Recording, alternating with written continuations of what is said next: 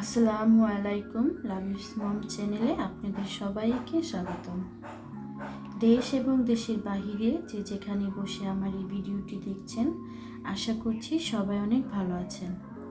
আলহামদুলিল্লাহ, আল্লাহর অশেষ রহমতে আপনাদের দোয়ায় আমিও আমার পরিবার সহ সবাই অনেক ভালো আছি। আজকে নতুন আরেকটি ভিডিও নিয়ে এসেছি, আপনাদের সাথে শেয়ার করব।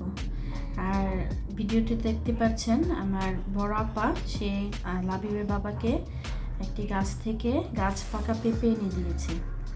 এর আগে পেঁপে দিয়েছিল, খেয়ে বলেছে অনেক মজা, মানে অনেক মিষ্টি, তাই আবার সে তার গাছ থেকে আরেকটা পেঁপে এনে দিয়েছে।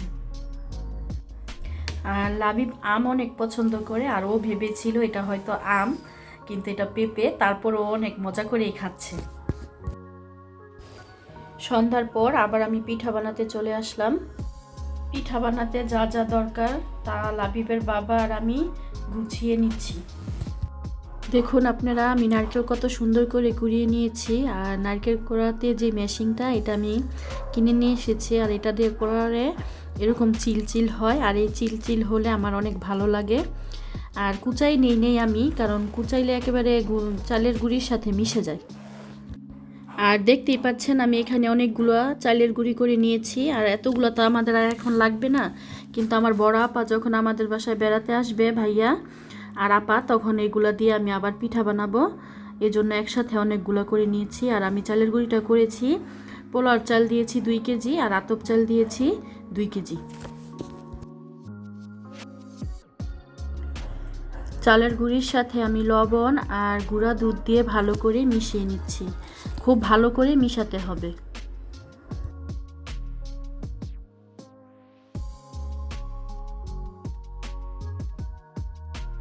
আজকের পিঠার রেসিপিতে থাকবে কিশমিশ, কাজু বাদাম আর কাঠবাদাম।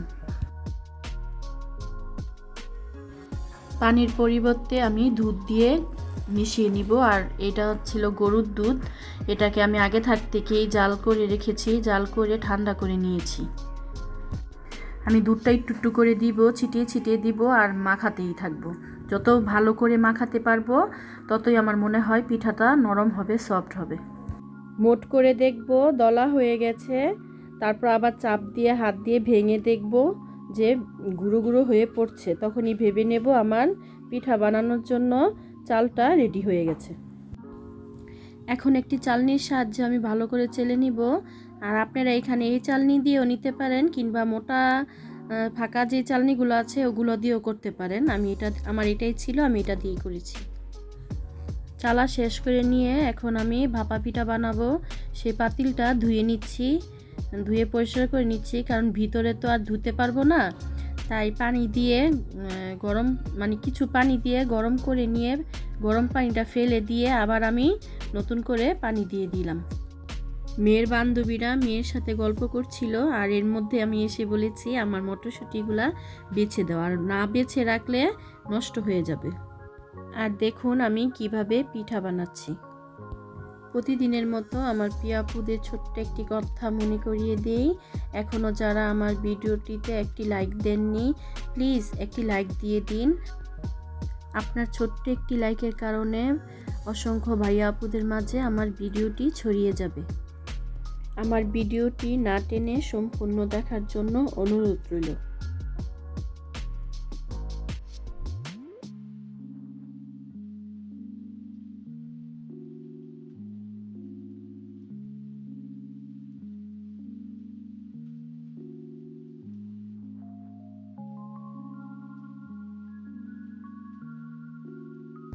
দেখুন লাবিবের বাবার পছন্দের পিঠা বানাচ্ছি, আর এভাবে আপনারা বাসায় ট্রাই করে দেখতে পারেন। ভালো লাগলে কমেন্ট করে জানাবেন প্লিজ।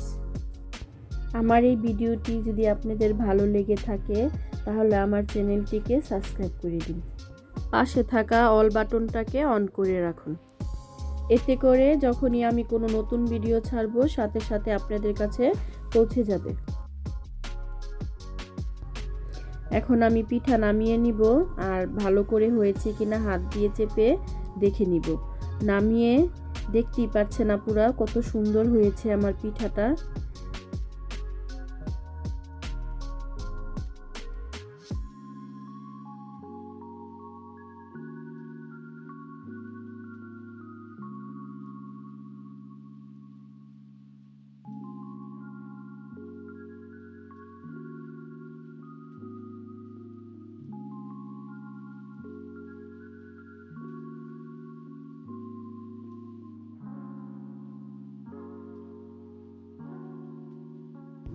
লাবিবের বাবার পছন্দের পিঠাটা নামিয়ে লাবিবের বাবাকে খেতে দিলাম। সে পিঠাটা খেয়ে বলছে অনেক সুস্বাদু হয়েছে আর অনেক ভালো লেগেছে।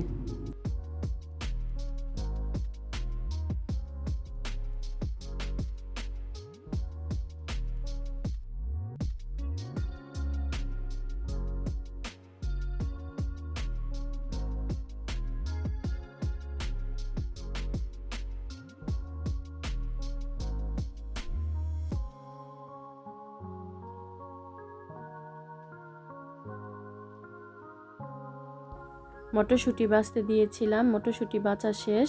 এখন আমি এগুলোকে গুছিয়ে রেখে দিব। পিঠাগুলো নামিয়ে আমি এখন সাজিয়ে নিয়েছি। সাজিয়ে নিয়ে আপনাদের লাবিবের বাবাকে দিয়েছি ভিডিও করার জন্য। লাবিব দেখে ভিডিও করার জন্য ও পাগল হয়ে গেছে। তারপর ও আমার মোবাইল নিয়ে এসে ভিডিও করছে ওর বাবার মতো।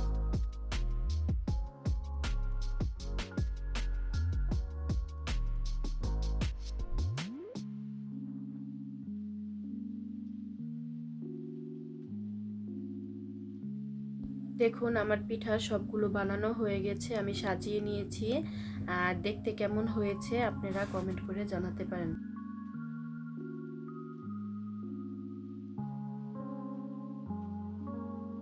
ভিডিওটি সম্পূর্ণ দেখার জন্য আপনাদের অসংখ্য ধন্যবাদ।